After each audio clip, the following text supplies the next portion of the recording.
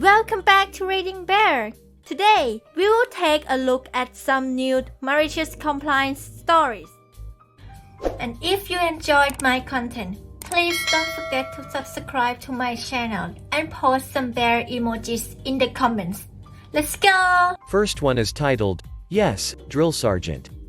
This happened a long time ago when I was in the army. The malicious compliance was not mine, but rather I and my platoon were victims of it. We were all young kids ranging from 18 to around 22, fresh into the Army basic combat training. Our unit was a permanent party unit, however our drill instructors save one were all reservists, meaning that every 2 weeks we would get a couple of new drill instructors in. They were put up close to the barracks in some NCO housing and were allowed to bring their families should they choose.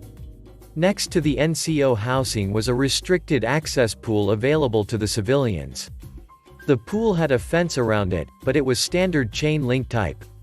About 4 weeks in a new drill instructor shows up, which wasn't really surprising. However, he decided we was going to bring his significant other with him. Us being the young hormone-filled kids and the fact that this woman was drop-dead gorgeous and basically lived in a skimpy bikini by the pool were having a difficult time of not being distracted. Our regular drill sergeant was very aware of this behavior and how it had been affecting our discipline. So he decided to do something about it by letting us have exactly what we wanted. Drill Sergeant. Platoon. Would you like a better look at the fine young woman at the swimming pool?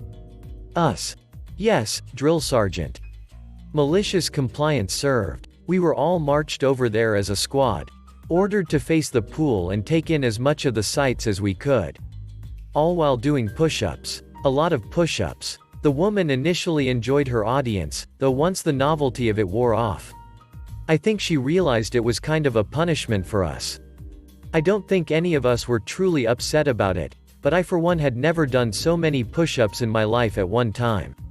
It was definitely effective as that kept our heads turned in the right direction afterwards. Next one is titled, Give 2 weeks notice? Fine, bye. I was working at this clothing store years ago, no commission. It was the brand's first store in my area, and I stayed with them for about 2 years. They were pretty desperate too as they hired me on the spot. Anyway, all the supervisors I liked ended up quitting and the remaining ones were just plain not nice. I was the youngest on the team and they always excluded me and bullied me. I guess jealousy? Which I never understood, because although I got positive reviews and customers making sure to point out that I helped them, we did not have sales commissions. I just liked to help, and I liked fashion. I also was in school, and they often called me to cover for people. School was close by, so I could be there fast. I was always adaptable for them, but this one supervisor just had it out for me. My hours got cut, they were messing with my mental health, I needed a change. I applied to this other job and I was quite sure I got it. I decided I would book 2 weeks off work, around the time the start date would be. My supervisor did not even want to let me have the time off, despite it being the only days other than exams I had booked off in 2 years. And they are unpaid. Fast forward to the day before my 2-week vacation. I got the job. I show up at the clothing store, no shift, and ask to speak with my supervisor. We talk, I quit. She had the sarcastic happiness, but I did not care, I was over it. The supervisor made it clear that I was still required to work all my shifts for the next 2 weeks, and that I better not slack. I smiled at her, thanked her for acknowledging my work ethic, and put my name tag and keys on her desk. She looked confused. I reminded her that I took 2 weeks off, so this is goodbye. I turned around and left. Mental health has been so much better without her. The store is now closed permanently. Edit. Original contract said I was supposed to give 2 weeks notice.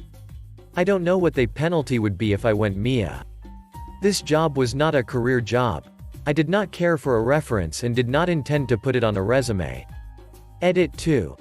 This is a Canadian story and I could have just quit on the spot, but I followed the rules. Next one is titled, Try to intimidate me by telling me to clock out and go home? No problem, I'll take over half your bartending staff with me. For almost 20 years I was in the service industry. It helped in a lot of ways but probably ended up sucking me into that lifestyle for too long. A large portion of my serving, bartending career was at a chain restaurant. Think a house of steak that isn't in front. I had been with this establishment for around 5 years while going through college and starting a master's. I was working at my 4th location due to various moves for school.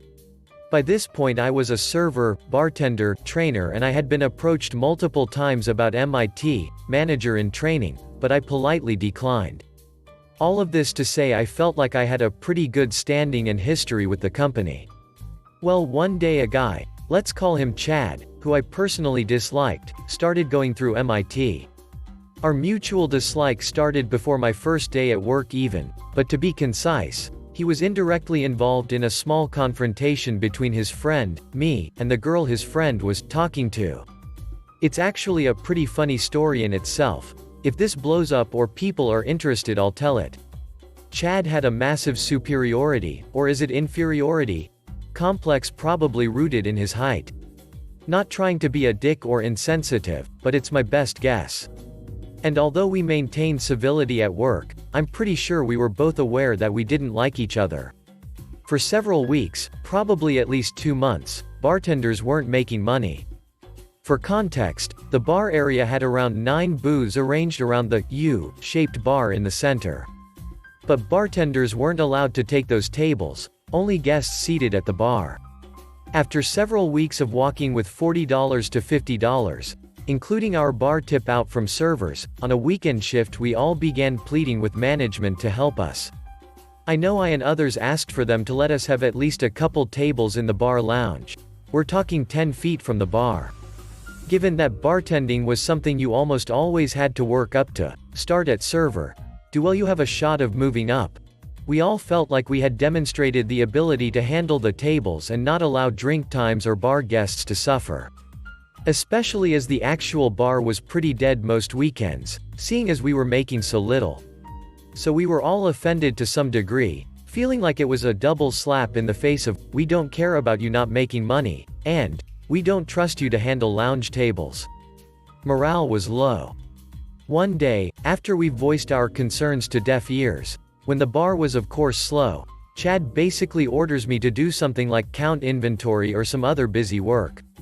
At the time I was batching cocktails and doing bar upkeep, partially because when we got it done there was a decent chance one of us would be cut. Being cut meant 1 person cut isn't wasting time for little pay, 2 person staying makes more money. So I kind of clipped back something like, I'm not doing that, I'm busy doing things at the bar. If you want it done, you should do it. At this point I'm upset, because from my perspective we've been pleading with them to help us. They told us to get ducked. Now you're wasting our time even more with stuff that isn't really our job responsibility. All while you literally stroll around the restaurant doing nothing. Chad, trying to flex his new MIT position, says, if you're gonna have that attitude you can clock out and go home. He clearly wasn't expecting me to simply go, okay, and immediately clock out. I turned to the other bartender, told them I was being sent home and I'm sorry. Now what Chad and the rest of management didn't know was that by pure chance I had ran into a former bartender that left months ago when things had started to go south. She was at her new serving job and told me she was making great money. So the very next day, I applied and used her as a referral. I got the job and immediately put in my 2 weeks at the House of Steak. My proprietor sat me down at my next shift and basically attempted to make amends and ask if I was leaving because of Chad. I said no, I was leaving because we weren't making money and y'all refused to help us. Which is true. The Chad stuff was annoying, but I've never been a person unable to work with those I don't personally like. Well, when the rest of the bartending staff heard about me leaving they were curious about my new job. I told them the truth, I was making great money and they're hiring. Within 2 weeks 6 of my former bartending crew left and got hired at the new job. Within another couple weeks a few more joined. The House of Steak lost about 70% of their bartending crew and a few servers in the space of a month. They were definitely not pleased, mostly at my new manager, as, that's just something you don't do, but not at me. And wouldn't you know it, a month later bartenders are allowed to take lounge tables. Edit. I mentioned it in a comment, but I figure it adds weight to how stupid management was. The staff was not only a really solid group of employees, but our everyday lives were also heavily intertwined. Usually the social group was dominated by, or exclusively, employees. Hell, we played volleyball almost every day one summer, and buckled down when we learned there would be a company tournament. We won, of course. Next one is titled, "If I Don't Want to Ruin My Own Clothes, I'm Out of Here?" Okay. Around 2007-2008 I was in the process of changing my full-time job. Retail to banking. I also had a part-time job in a village pub. Every weekend we would have live music acts on. Some were good, others not so much. This story relates to probably the best band we had play. Bit of a setup. The landlord of the pub had recently acquired another well-established pub in another nearby village. This pub was different, it had a restaurant and rooms for hire. He was an alright kind of guy, likable but hard-nosed if it came to it. He would help anyone if he could, but with his business it was his way out the highway. He also had fingers in a lot of pies. This was from the pubs he had to creating awards for dog shows. In the pub he acquired, the staff had a uniform, purchased by the previous owner before he sold up. In our pub we wore jeans and drinks company branded t-shirts, think Stella, Carling, Smirnoff etc. Some of the other pub staff came to my pub to help, as the landlord had decided our quaint little watering hole should start doing more food options than just crisps and peanuts. We had a new kitchen fitted, and a menu drawn up. Rumors went about that we would be getting a uniform so that we fit in with the new restaurant feel of the pub. The issue we found, myself and the two barmaids, was that we did our own cleaning after a shift, whereas the other pub had a professional cleaning crew come on every weekend. Our cleaning entailed bleach mopping the floors as well as the toilets. We didn't care usually, part of the job and all that jazz, because the landlord sourced us seemingly endless supplies of t-shirts which could result, and cheaply be replaced. Did I mention that we found out that the uniform would have to be supplied by ourselves? The uniform? Black suits for us men, white shirts and black ties, dress shoes obviously. Ladies? Black shirts, white blouses. My problem was that the 4 suits that I owned were all high-end, and weren't cheap. I asked if we were seriously being asked to wear these kind of things, and to supply them ourselves. We were. He didn't mention when this would be starting, but that it would be soon. I asked if he could supply even a very cheap pair of black trousers and a shirt, due to the cleaning we would still be doing at the end of our shift.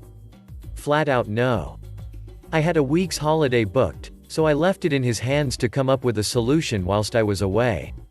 I came back on the Friday night, and the band we had on had arrived early to set up, as is normal. People had already started to arrive as this group were looked by so many, so people would turn up to hear them sound check and practice.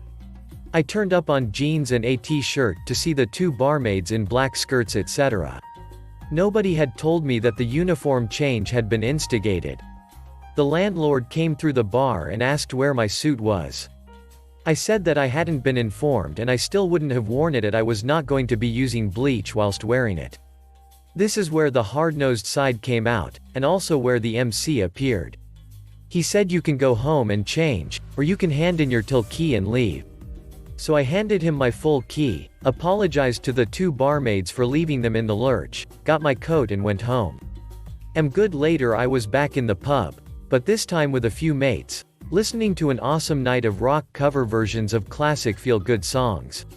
The best part was seeing the landlord behind the bar, trying to cope with a full 40-feet bar, 3 customers deep.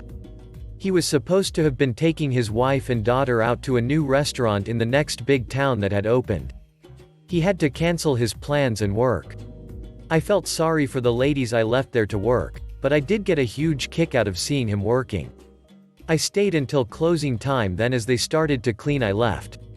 The cherry on top? When I came back in, I was wearing one of my suits. This isn't a massive MC, but one I took great pleasure in carrying out. I loved that job, and as it turns out, I left at the right time. He sold that pub within a year as business tanked. Our village, as it turns out, did not want a restaurant. They were quite happy with their quaint little out-of-the-way watering home, just as it was. Next one is titled, "Give me a hard time when I'm serving you and your friends?" Okay. Years ago I worked at a busy, corporate sit-down burger restaurant. One day I'm hustling through the lunch rush and I have 6 college guys sit down. One guy flags me over and loudly pronounces that they're ready to order right away. "What are you guys having?" I ask. "Guys?" the same guy says with a smirk on his face. "Guys? That doesn't sound like a very professional greeting to me. I work at a restaurant too, and if I walked up to a table and asked, 'What are you guys having?' my manager would definitely let me know that was inappropriate." The other guys at the table look kind of uncomfortable at this exchange, and just silently sit there. The main guy looks around at all of them and keeps going. "Why don't you come up to us again and do it right?" At this point I'm looking around at my massive section of tables and getting the distinct feeling I'm going to be at this table forever. I'm trying not to lose my cool, so I smile. "Sure," I say. I take several steps back and walk up again. "Gentlemen, how you all doing? Ready to order?" The main guy smirks and nods. I look directly at him. "How about you, Chief? What are you having today?" Some of the other guys laugh. He looks angrily at me but orders his burger and a drink. I get everyone's order and hustle off. I return with drinks a little while later. I set everyone's drinks down and do the main guy last. "Here you go, boss." I leave before he can say anything. Through the course of their meal I call him a different nickname every time. "You need a refill, pal? How's your burger, buddy? Need more ketchup, bro? Can I get that plate out of your way, dude? Any dessert for you, amigo? Need me to split your check, brother? Make sure to leave me one signed copy, muchacho." So by this time this guy is boiling. His friends are loving it though. As time has gone on, the rest of them keep looking at me expectantly. What nickname next? Finally, they all get up to leave. Lunch rush has ended and I'm chilling at this point. I casually walk up to them. "Thank you gentlemen for coming in." The rest of the group is smiling. I look at the main guy. "And you have a fantastic day, Haas." The rest of the guys cheer. They all head out. I grab all their receipts on the table. Surprise, surprise, the main guy left me 0 for a tip. I didn't care. It was all worth it. Last one is titled, "You want to use the bathroom closed for cleaning? Go for it." When I was younger, 18-19s, I worked at a fairly popular beach in my state as a supervisor. My job included selling and checking beach passes at entrances, parking cars, and closing the bathrooms at the end of the day for cleaning. We closed the bathrooms at 7 p.m. every night and there were 3 announcements made on the intercoms in 15-minute intervals before they were closed. Now usually, we would get our fair share of stragglers who would come right as the bathrooms closed. I would tell them, "The bathrooms are closed blah blah blah," and they would leave, some friendly, others not, all in a day's work. Well, one day I come up to the bathrooms to lock the door at 7 o'clock sharp. When I entered the bathroom attendants immediately filled me in on what was going on. To be honest, I really wasn't listening because the situation was pretty obvious.